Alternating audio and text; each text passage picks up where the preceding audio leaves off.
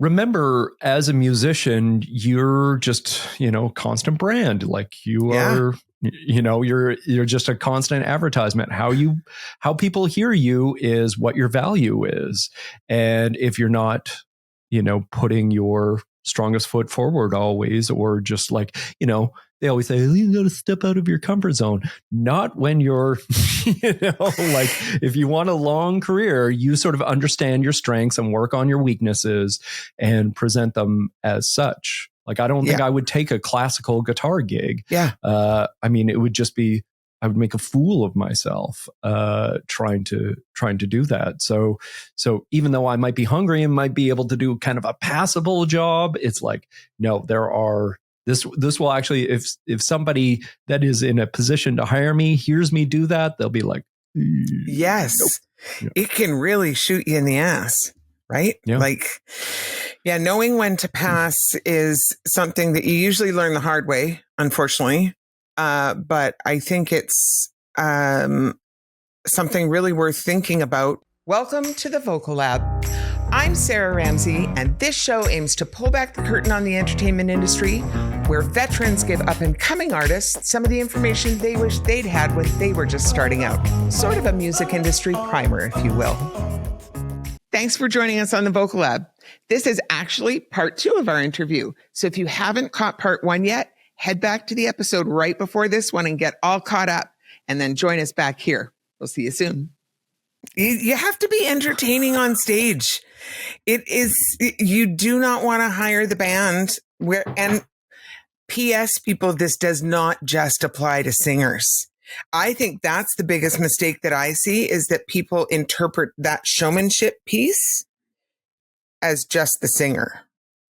Like, I think most singers go into it understanding that there's a piece of showmanship to what they do, but I see a lot of players miss that mark. Not everybody. So I know some great players who are super entertaining on stage. So we've kind of at very early on, we sort of noticed, and they talk about, the whatever the 5 kind of personality sort of metrics and that sort of thing. And you have the introverts and the extroverts and all of this kind of thing. Yep. So we have kind of like embedded this into our kind of culture, which is we have Bonos and we have Edges, right? And like, and honestly, I'm as fascinated watching the Edge as I am Bono. Like Bono's going to climb up the, the trussing and like get up there and do Eddie Vedder and all of this kind of thing and really go nuts and wave the flag and everything like that. Whereas Edge is a little more enigmatic, right? And he's just like, he's at his microphone, he's doing his thing. He may like walk out and do the one little thing where he walks out the catwalk and walks back, but he's kind of like enigmatically rocking. And I remember we had a keyboard player that was just like, he was very like, like I said, like just, it was clear he was into the music, he was rocking out, but it wasn't like he was jumping up and down and he was like being a clown kind of thing. And there's time and place for that. But there was something fascinating about watching him. And we sort of built out from that. We're like, we love watching Paul. Like it's incredible. He's clearly into this, and there's something engaging about what he's doing without being, having to do the knee drops or anything like that. It's like be Nick Cave, and that was really cool. And there's a whole kind of history. Speaking of Nick Cave, like I was listening to his book the other day, and he was talking about like doing the knee drop and what a gift that is. And these kind of rock and roll moves, like he considers it an honor to be able to do this kind of stuff. And he'll talk about like Iggy Pop doing the knee drop and how he wears like knee pads and how like, even though like the most like punk rock guy is wearing knee pads, he's like, I don't wear knee pads because I feel like this is like a pantheon that I'm a part of. Like I get to do the Jim Morrison. Like I've been given this gift to be in front of a band to do these kind of moves, and I have to honor the pain or whatever that comes along with that. And I thought, wow, this is like, there's a whole sort of language about being a showman and that he takes seriously. Yeah. One of our singers, David, he's like an incredible dancer, and he does these moves when we're just like playing these tunes. And I was so impressed with that. He's not like super talkative on the mic either, but he does these like dance moves, and we've become like really good friends. And I remember him like just in passing us talking about, like what he's doing this weekend. He's like, well, I'm going blah, blah, blah, my girlfriend and I, and then, yeah, I'm going to my dance class. And it's like, dance class? And he's like, yeah, I take like dance lessons. I was like, why do you take dance lessons? He's like, because like, it's part of being a performer. Like, and I've had other people, one thing that we're toying with is the idea of, just setting up an improv teacher for our frontline, because all of the rules of theater and improv and and these kind of things, all you get on a mic and there might be a little bit of space to fill. And if you're talking over each other or denying each other, and all of these sort of the rules to improv comedy, I think are very like valuable for singers, people that have mics, to learn. Agreed. And the other thing that I think is an important piece of that, which I have to say we learned the hard way in our band, the most recent band I was in. Our band, there was lots of banter at the mic, right? And it was great. It was very entertaining if you could hear it, because some of the people who were participating in the banter were doing it and like they spoke clearly on the mic so that they brought the audience into it. And some people participated in the banter, but in a bit of an undertone and so the people on stage caught it, but the audience didn't. And it left them scratching their heads. They didn't know what was going on. And then it was no longer entertaining. It was just this weird, like, chatter between songs that nobody could follow. But we were in stitches on stage. You know what I mean? So there has to be that real consideration of like, now, granted, we were not playing like huge events and stuff. We were playing smaller rooms, but well, not tiny rooms, but what ended up happening was the band enjoyed each other so much, and the hang between sets was the best part of the gig, that we were trying to entertain each other instead of focusing on entertaining the audience. We were entertaining the audience musically, no question, but the banter part of it, there's a piece of that again, nobody ever talks about, but that has to include your audience. You can't just entertain each other with that. Yeah, that's totally wise. I often, to speak to what you were saying about just like the different sort of levels. I mean, it seems pragmatic, but like if you're singing background vocals, which I often do, and because I'm the owner and band leader and all this kind of thing, if there's dead air, like I feel compelled to talk. And I remember like Erin, my business partner, coming and seeing the band. She's like, no one can hear you. You sing background vocals. So your level is down here. Yeah. Don't feel like, you're, leading the crew here on banter. Like this is, it's tough to, unless you have a sound man that's kind of like on it, like, it's you got to be situationally aware, which I'm often not. Well, but I think that's really common on stage because we can all hear each other in the monitors because we've got that queued up for our own performance purposes.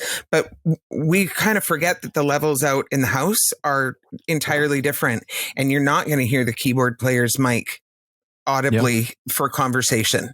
Here's some other sort of things that will increase your hireability. Learning background vocals. And that's an important part of, our gig.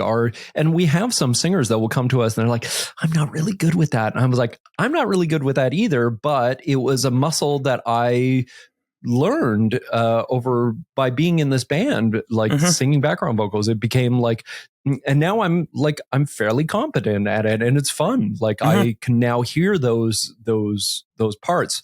But we make it very easy for all of our singers. What we do is I literally transcribe all of the background vocals. I record each part slightly,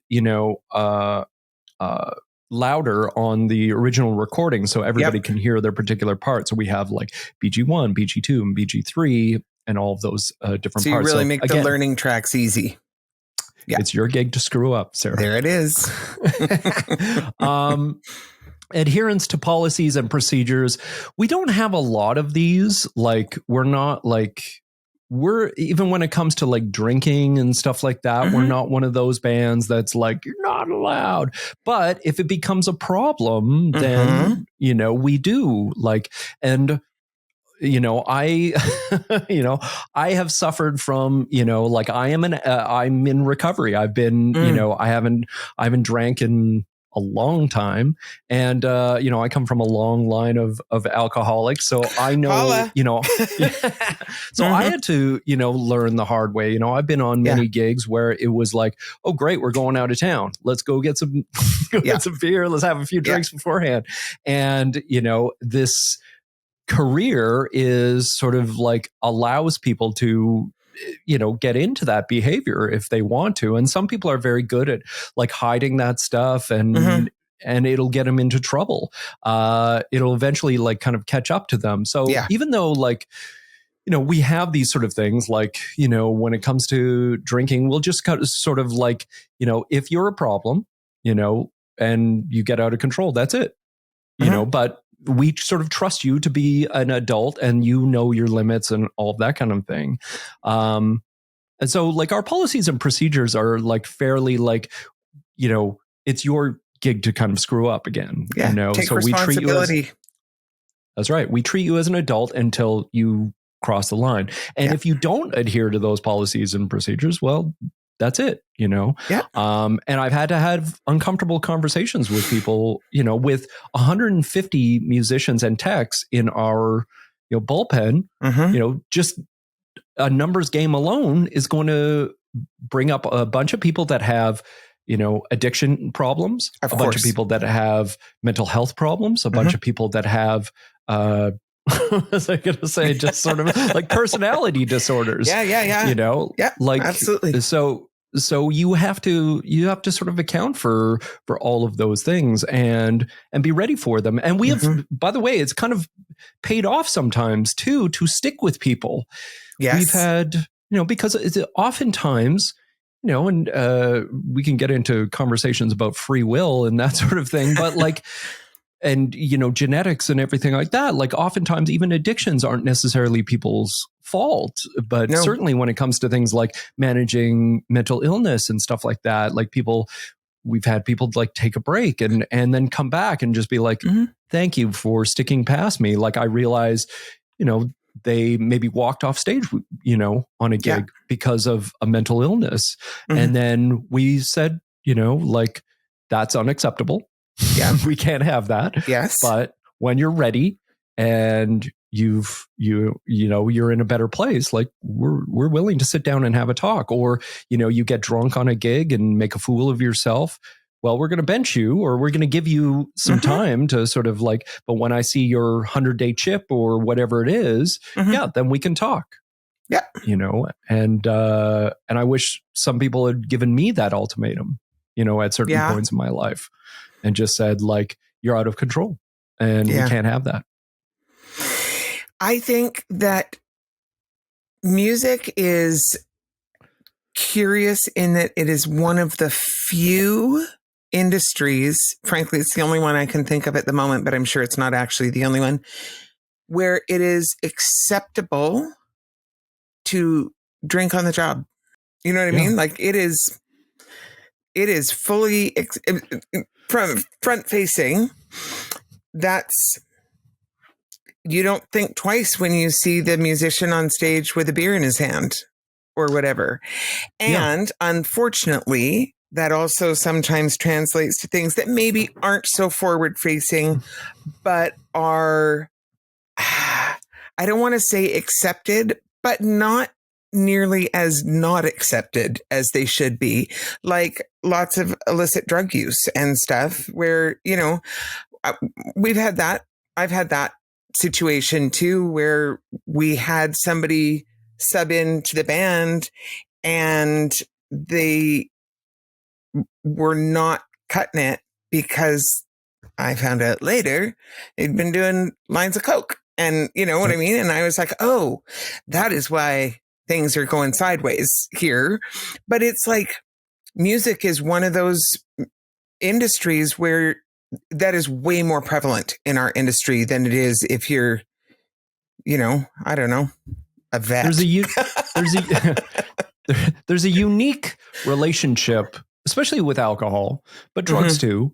There's a unique relationship with live performance and the audience. And it works kind of both ways as well, because I'll often get like some of our musicians that will be like, have to manage drunk people. You know, like people will come up on stage and we do this dance because we do want people drinking. Let's be honest here. Like that's our job.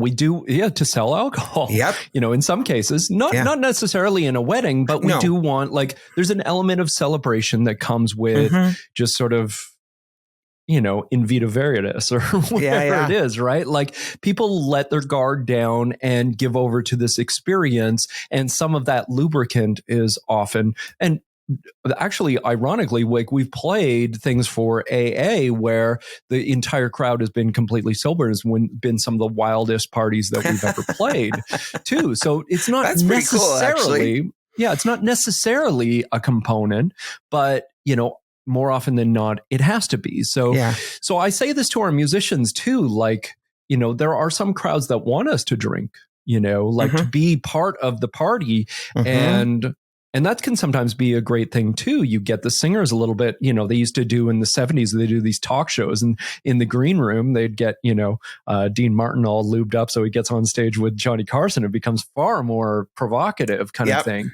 And there can be that, you know, element as well. Like we were talking about showmanship, like sometimes the guard comes down, you have this incredibly powerful experience while you're drunk or high or whatever as a performer kind of thing. And even some genres of music are based around that. Like the electronic stuff is all based around, you know, ecstasy and these kind of things. So I'm not going to be a prude about it and just say like, it can never happen, but it has to be nuanced and it's complex.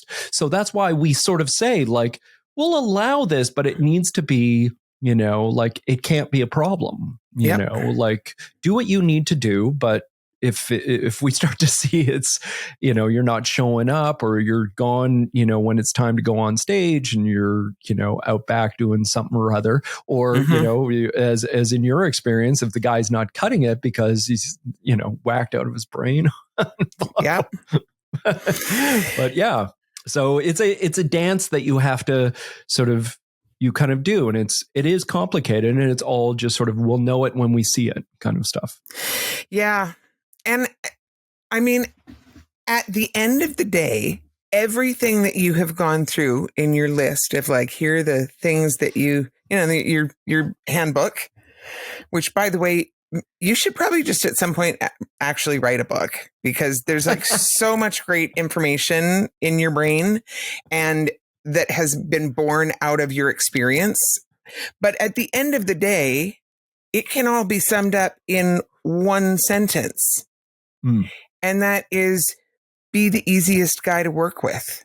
Yeah.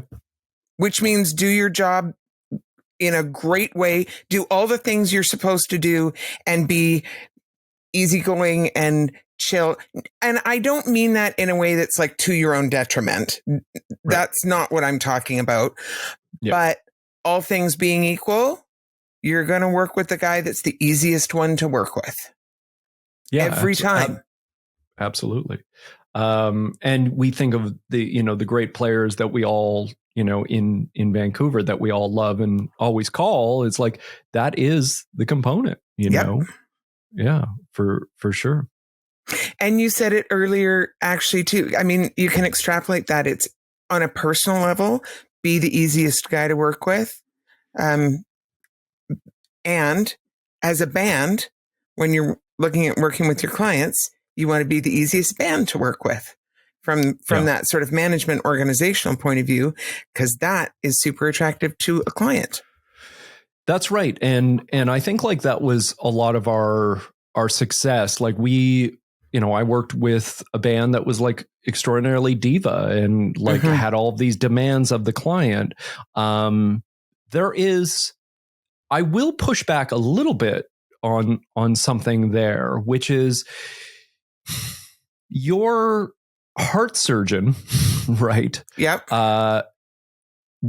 Is an expert Yes. in this sort of thing, right? And you do not have, I mean, it wouldn't even occur to you to have thoughts on what they're doing, for their job. In fact, you would, if that person was a complete asshole, it wouldn't matter because they're the best heart surgeon. Your only goal is to just like survive. Right. So from that perspective, but when it comes to things that we have a unique relationship with, whether it be food, you go to a restaurant, and you're like, I don't want green peppers in this, or this, I don't want something spicy. And it's like, the chef is like, no, I'm an expert. I know what you want. This will taste good. Just trust me, kind of thing. Well, no, that's not necessarily the case. Like, I have specific sort of flavors that I like. So music is kind of in that weird realm where people have a relationship to it and may have, opinions about what the band might be doing and all this kind of thing. So, but there has to be a line too. So with my clients, there's a line that I have where I'm like, we're not going to do that. That's dumb. You don't know what you're talking about. I know what you want. I've done this enough times. And by the way, I would even say that to the young me who like didn't know what they were doing. I look back and there's certain songs that I would call or whatever that, I thought were going to totally work, which is just like, why? Like now I'm embarrassed to even think that would ever work, kind of thing. So it took me a long time to get this kind of experience. So to say, just blanketly, like, be the easiest for your client to work with, it's like, yes, until we need to do heart surgery, musically. Agreed. Yeah. I mean, being the easiest to work with doesn't mean being a pushover. And it doesn't mean not doing the best job of your job. In fact, I would offer up that I think that what you're talking about, where you as the expert know, like you have a better understanding of what is going to work and what isn't. And when it comes to that place of, no, that's dumb, we're not going to do that. That action, which I'm guessing you probably don't say quite in those words. I've literally said that too. I love that. Love that. If it's like some of my corporate clients that we work with a lot, I was like, it's like, that is dumb. That's a bad idea. Probably not to the bride though, right? Yeah, probably not to the bride. Yeah. But if that's the line you've gotten to, then you offering up your expert opinion and saying, your event is not, I know this from my experience, and you're hiring me for my expertise. And I know that if we go with that thing that you are suggesting, that is going to make your event less successful. I actually would offer up that is a way in which you are still being the easiest guy to work with, because you are giving them the information in an appropriate way to make that decision. And it's not just because you're a jackass and you don't want to learn that song, right? That's right. It's because you actually know that song or that detail of whatever they're asking for of you isn't going to fit well with the overall structure of what you're putting together. That's right. I'll give you an example of this just so we're not sort of speaking vaguely. Yeah. But one that comes to mind, and it happens actually quite a bit, is having musicians do Pied Piper-esque things where we're leading the crowd from one area to another area. We've experimented with this a couple times. We've had clients that are like, I visited New Orleans once and saw this brass band and it was amazing. So we want to honor that and have like a second line. And it's like, okay, all right. And we've done things like that where, we've tried to harness, 75 drunk people with a brass band to try to get them from one area, and like and it just like, it becomes like a nightmare. It's like, you don't want this, trust me. Or you want people that do this. Like there are specific brass bands that like this is their job. But to try to force a singer to be on a wireless that has to walk 200 yards and we need to set up specific wireless paddles so that they don't go out, or like we now have to have the a snare sort of mount for our drummer, and we need somebody playing the bass drum, and it's like all of these sort of complications, and like clip-on mics for the horn players and all this kind of thing. It's like, trust me, you don't want this. There's people that do this better, or we can do something else, to try to make this happen. And if they continue to push on me, then I can always just drop the hammer and say, no, we don't do that. No, you're dumb. I'm sorry. Yeah. This is a dumb idea. You're not dumb. That's dumb. Yeah.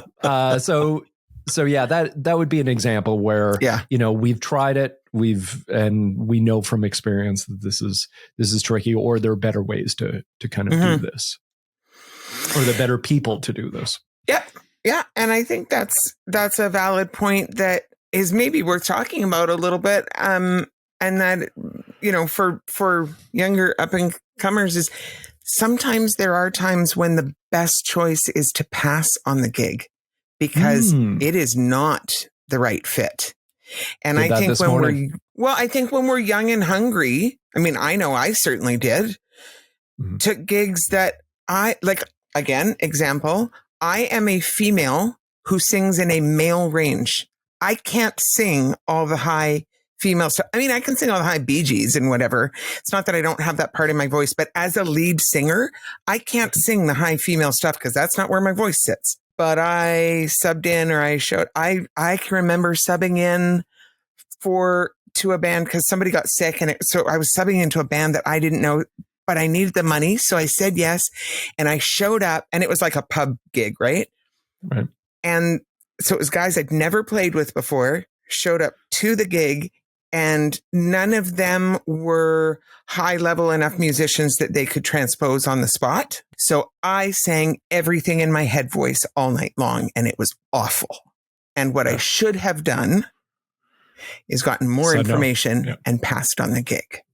Yeah, that's an incredibly valuable lesson, especially, remember, as a musician, you're just, constant brand. Like you are, you're just a constant advertisement. How people hear you is what your value is. And if you're not, putting your strongest foot forward always, or just they always say, you got to step out of your comfort zone. Not when you're, if you want a long career, you sort of understand your strengths and work on your weaknesses and present them as such. Like, I don't think I would take a classical guitar gig. Yeah. I mean, it would just be, I would make a fool of myself trying to do that. So even though I might be hungry and might be able to do kind of a passable job, it's like, no, there are, this will actually, if somebody that is in a position to hire me hears me do that, they'll be like, yes, nope. It can really shoot you in the ass, right? Yeah. Knowing when to pass is something that you usually learn the hard way, unfortunately. But I think it's something really worth thinking about, because there are moments when, like you said, I'm not going to ask you to give super duper detailed, but like this morning where you know that whatever, there's a client who approached you and it was not the right fit. So you took a pass. Yeah. Yeah, I mean, I don't want to say that happens all the time. We can do, we can cover a lot of bases for music entertainment that people want. But when people ask us for, like, we were doing an 80s night and we want like all 80s songs, I was like, we could probably do that, but it would be like a lot of work to sort of get it to that point. We're probably going to get hired that night for a non-all 80s night. So I don't, as a rule, I often don't drift into these sort of specialization things. And there are other bands who actually do that. Totally. So in the we'll spirit always of, recommend those. Yeah. in the spirit of community, which is another thing to talk about here, because music can be kind of a cutthroat industry. It can be pretty competitive, but in the spirit of community, that's the other thing that with age and hopefully some wisdom, I moved into, if I'm not the right person for that gig, you know what? I probably know a bunch of people who are, and I would love to pass the work on to them. Yeah. So let me connect you. Talk to Mark Olekson. He'll, if he Right? can't do it, somebody else he knows will be able to do it. So exactly. Exactly that kind of thing. So that happens quite a bit to us, so I know that we have strengths that are sort of beyond that. And it's not just because I'm lazy and don't want to learn, 3 hours of 80s tunes. I think that'd be really fun. And I think the band is getting to the point now where they'd be more into that sort of thing because we've been playing a lot of the same kind of 100 and 150 songs now for a few years, that, the idea of doing an all 80s night, hey, maybe that might be fun to do an offshoot of that. But at this point, it's we're going to do our strength probably that night. Somebody else is going to hire us that night, and we will beget more events that'll cater to that strength. And here's another piece that I think that from the client side, they often don't realize when they're asking for something that is out of your purview, like asking for an all 80s night, that, okay, are you guys capable of learning 3 hours of all 80s music? 100%. No question. You guys could do that. Absolutely. Is it worth the time for you and all of your musicians to spend the learning time to learn 3 hours of music for performance for their whatever it is? I don't have any idea what you pay, but so let's say it's a $500 gig. That's to learn 3 hours of brand new music for one $500 gig is a fuck ton of learning, yes. Which is fine if that is going to turn into a thing that you guys do and is going to get used again. However, if it's a one-off, that is way too expensive for that learning time is it's not worth the trade-off. Especially the level of learning that we would want. Exactly. Yeah. Because you're not looking for the generalist. You're looking for the details. That's right. Yeah. That's right. So yeah, absolutely. You're absolutely right. And I think about that too. When we first started, speaking of music learning, when we first started, we would learn people's first dance. We'd learn their father-daughter dance. We'd learn their mother-son dance, and it could be anything under the sun. So every gig was at least 3 learns in addition to the normal dance set. And this was kind of attractive for us to sell to our clients because not a lot of other bands would be doing that. And then it just became over the course of a summer having to, keep track of all these songs that you're never ever going to play again in many cases. And we would say hey, we'll learn any song. And we ended up learning Muse songs for people's first dance, and these long sort of big, huge, or Queen songs or something like that, that, maybe we'll never play again. So we kind of put a bit of a kibosh on that, saying that we will still pick up one song learn. Usually people use that on their first dance. And then we have a list of father, daughter, mother, son songs that most people they're not that passionate about. And oftentimes they want sort of suggestions for their mother, son or father, daughter dance. So we have this big list that they can kind of choose from anyways. That is extensive. There's quite a few songs on there, and it doesn't overload the band. Already in your book. That's right. And then for anybody joining the band for the first time, we don't rehearse. So I want to try to, first of all, I don't know what kind of level they're at. Maybe I've seen them play, or maybe they've been recommended by somebody. So what I do is I pay everybody a $200 fee just for learning all of our material, which, considering they have to learn 80 songs or something like that, is not that much, but at least it's something. It's more than anybody else pays for learning. That's right. And we're big enough in an organization where I can sort of eat that money. And so if it doesn't work out for this particular player, well, they get their, whatever it is, $500 plus $200 for learning. They walk away with $700. And you and I have both done, far more work for far less money, than learning 80 tunes for $700. That's actually, Indeed. I've done, 2-week runs of musicals for less money. Yeah, exactly. So I don't feel necessarily, bad after, maybe it doesn't work out. They can let go, but more often than not, that creates for the musician some sort of incentive too. Like they feel like their time is being appreciated. Like, okay, well, this guy's like, honoring this work that I'm going to put in. It's not just going to be for nothing. And so they do put in the work. So it's kind of win-win at the end of it. So, and I played in a band where it was like you were learning, oh, Jesus, like 20, 25 songs a week that you'll never ever play again. You might not even play them on the gig, like it was just like the band leader was a bass player. So it was just like, let's be honest here, learning bass line, I'd probably be, getting my musicians to add 25 songs a week if I only had to learn the bass line for these tunes kind of thing. But like, oftentimes when you sit down with a song and you're the guitar player, it's like, in some cases there's 3 guitars and you have to sort of go, well, okay, amalgamate them into one set of hands. Exactly. And so like, okay, so what is the important part? How do I do this? Or a keyboard player, you're spending so much time trying to get the sounds, like exactly. So, or the singer, you're trying to learn all of these different, phonetics and that sort of thing, especially if it's like a newer song that maybe has a rap or something like that. So these are like real time commitments that you're putting into this stuff. So I don't take that stuff lightly. And we create kind of a situation where, because I used to anyways, like write the horn charts for things as well. I used to, as I was saying, like I used to transcribe all the background vocals. I would transcribe the song. I would have to figure out all the guitar parts. For me, the band leader, the guy that's adding this music, it's an investment of my time.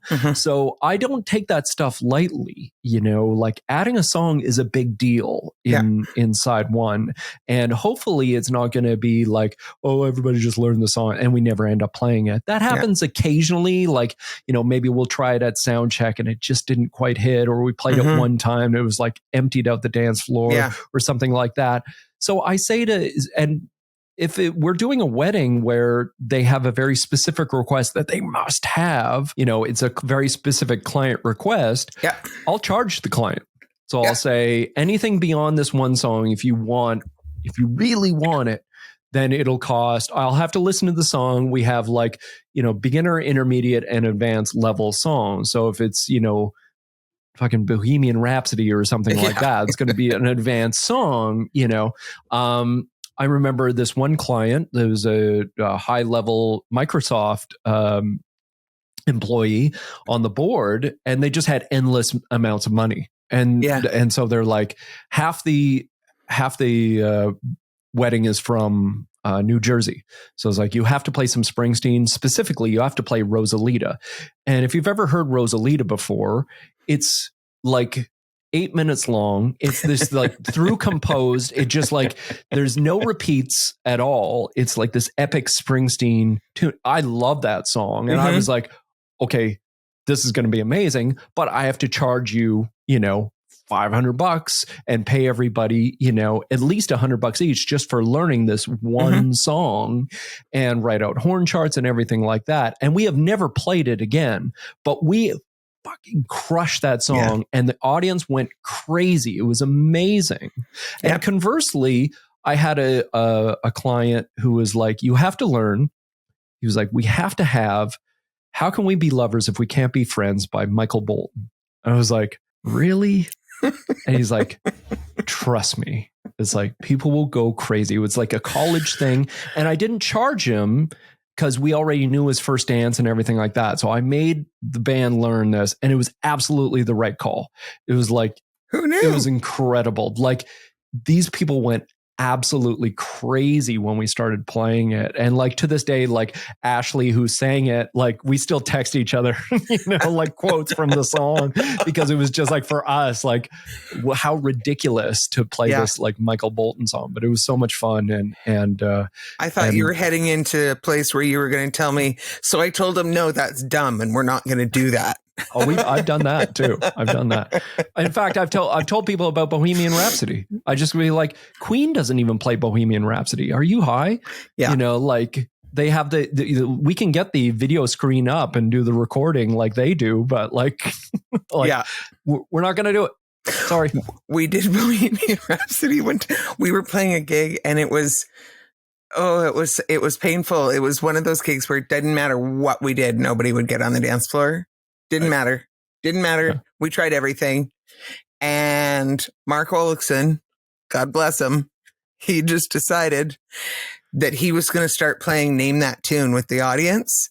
Incredible. Except sort of in reverse. He was like, suggest a song and we'll play it, which actually became a thing that we did a lot in our band. But somebody called Bohemian Rhapsody and he started to play it. Oh my God. We didn't just empty the dance floor. I mean, that was already empty, but we kind of emptied the room. You don't jam Bohemian Rhapsody. Come on now. Well, I mean, if you've got like you and who else, like Saf and like Saf and Mark, it's like, and if anybody could possibly pull it off, it might be you guys. Like, it would have probably been Scott and Tucker, and who would have been on drums? Joel. Amazing. Well, yeah. So you've got four of the best singers in the city. So it's like, yeah, you're getting close. Yeah. But even so. Anyway, Rob, this has been, I feel like we could just go on for hours and hours and hours. It's fascinating talking to you. I love talking through this stuff, but where can people find you? Where can people find the website, the socials, all the things? So the website is side1.ca. And we're really proud of our website. We've got a bunch of it's a beautiful videos website on there. It's really cool. We've spent a lot of money on that. Was actually a very important thing that we did in the very beginning is don't chintz on the marketing. Yeah. And so we ended up spending a lot of money on that, and it worked out. It was a good idea. All the socials, it's at Side One Band, all lowercase. And that's been annoying because people call us Side One Band now. And I was like, no, you don't say Rolling Stones Band or U2 Band or, Coldplay Band, but people call us Side One Band. And, but we're just Side One. But anyways, that's all of our socials, and we're proud of that too. Like Erin does a great job. She's got an eye for that kind of thing. So, so yeah, you can follow us there. Awesome. Well, thank you so much for joining me. Not once, but twice. Like we got the really epic extended mix here. This is the dance mix. Yeah.